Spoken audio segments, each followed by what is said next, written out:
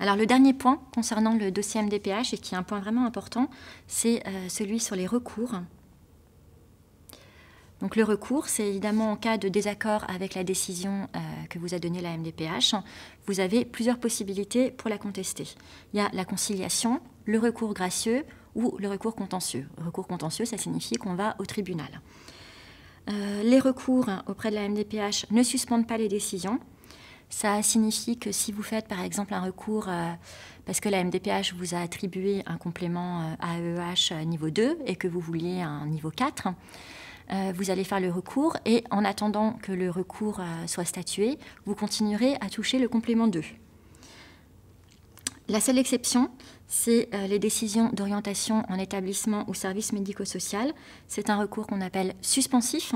Ça signifie que la décision ne va pas s'appliquer tant que le recours n'aura pas été statué. Donc si la MDPH a prononcé une orientation de votre enfant en IME, par exemple, en établissement médico-social, et que vous êtes contre cette orientation et que vous faites un recours, cette orientation ne va pas pouvoir s'appliquer tant que le recours n'aura pas eu lieu. Alors, le premier type de démarche qu'on peut faire en cas de désaccord avec la MDPH, c'est la conciliation. Il n'y a pas de délai particulier. On peut faire une demande de conciliation à tout moment après réception de la notification, sauf si on envisage de faire ensuite un autre recours, gracieux ou contentieux. Dans ce cas-là, il faut respecter un délai de 2 mois à réception de la notification. Donc la procédure, c'est de remettre une lettre d'appel à conciliation à la MDPH. La MDPH va alors faire appel à un conciliateur extérieur qu'on appelle une personne qualifiée. Cette personne va rencontrer la MDPH et l'usager et elle va produire un rapport de mission qui sera remis à la MDPH et à l'usager. Après ça, le dossier va à nouveau passer en CDAPH et il y aura une nouvelle notification. Donc ça suspend les délais de recours. Alors, on a ensuite comme deuxième possibilité le recours gracieux. Alors pour le recours gracieux, il y a un délai. Ce délai, c'est 2 mois après réception de la notification. On avait vu tout à l'heure que normalement la MDPH a 4 mois pour prendre ses décisions quand on dépose un dossier. On avait vu aussi que la plupart du temps, ces 4 mois ne sont pas respectés, que c'est beaucoup plus long. Mais comme légalement c'est 4 mois, on peut considérer qu'au bout de 4 mois, il y a un rejet implicite de notre demande par la MDPH et on peut donc, même si on n'a pas encore reçu de notification, intenter un recours. Donc ça fait qu'il y a 2 types de délais, c'est ceux que j'ai indiqués sur le document, soit un délai de 2 mois après notification de la décision, soit un délai de 4 mois après le dépôt du dossier à la MDPH. Donc la procédure pour le recours gracieux, c'est l'envoi d'un courrier à la MDPH, un courrier simple. Il faut qu'il soit bien argumenté, bien étayé, et il faut qu'on puisse montrer que des éléments qu'on avait indiqués ont été insuffisamment pris en compte par la MDPH quand elle a statué, ou qu'on ajoute des éléments nouveaux.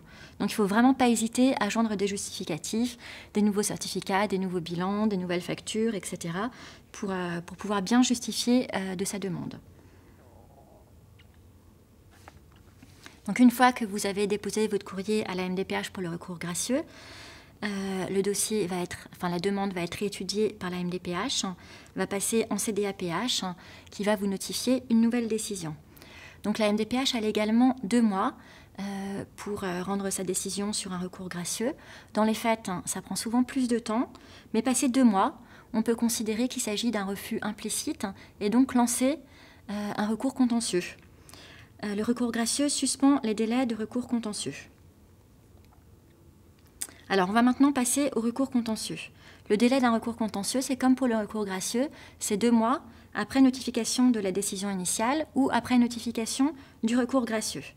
Ça peut aussi se lancer quand il y a un rejet implicite, soit de la première décision de la MDPH, donc au bout de 4 mois après un dépôt de dossier à la MDPH, soit rejet implicite de recours gracieux 2 mois après le dépôt du recours gracieux.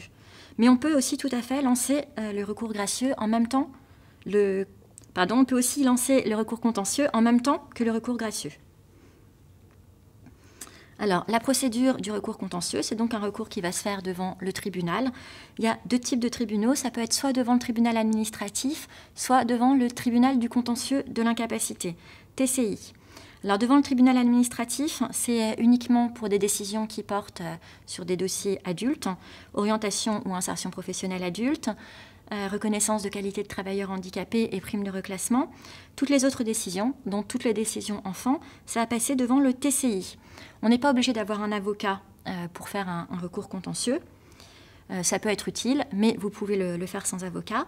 Donc la procédure, c'est que vous allez devoir déposer ou envoyer une requête au greffe du tribunal. Donc le tribunal compétent est indiqué normalement sur la dernière page de votre notification MDPH.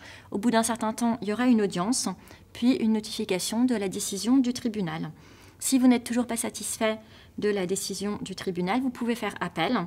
Donc pour le tribunal administratif, on fait appel devant la cour administrative d'appel et au-dessus, c'est le Conseil d'État. Et pour le TCI, on fait appel devant la CNITAT et puis au-dessus, c'est la Cour de cassation. Alors quelques rappels concernant le dossier MDPH. Donc il ne faut pas hésiter à se faire aider par une assistante sociale, par une association, par des parents bien informés, surtout si vous démarrez, parce que c'est vraiment compliqué au départ. Mais il faut toujours garder la main sur le dossier. C'est ce qu'on disait, hein. Vous demandez toujours à ce qu'on vous remette le dossier.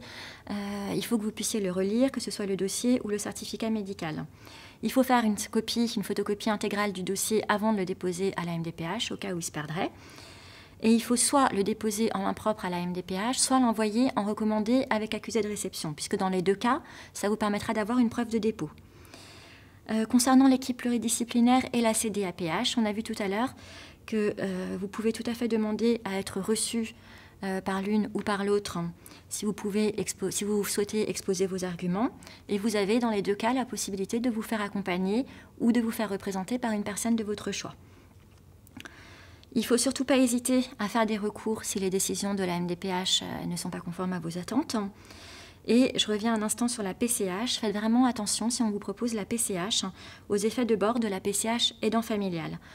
C'est ce qu'on disait tout à l'heure, les problèmes de cumul avec le RSA, les effets sur les aides sociales et sur l'imposition.